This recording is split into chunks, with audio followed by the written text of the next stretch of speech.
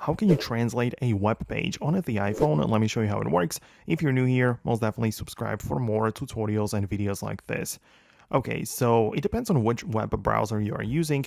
If it applies to Safari, I'm going to show you that, and also for like Chrome or other web browsers. But first, let's start with the Safari. You open it up and make sure that the web page is fully loaded, like that.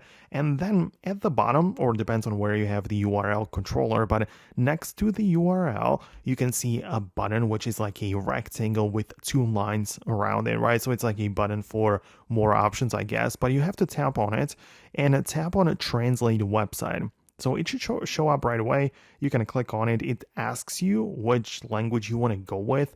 It's going to be, your preferred languages. So most likely the one you want to translate to will be visible right away. So you can tap on it and start the translation process. Or you can tap on preferred languages, which, it makes you or moves you over into the language and region section of your phone, and you can add more languages to your phone, which are like your preferred or those that you speak, I guess. So that's how it works through Safari web browser.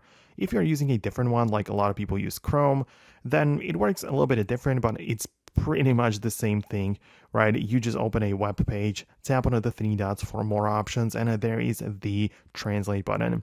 This, of course, uses the Google Translate, and you can see that you tap on the settings icon and you choose the original detected language and you choose the language you want to translate it to. So that's how it works. You can always just turn it back to original, and it's pretty simple.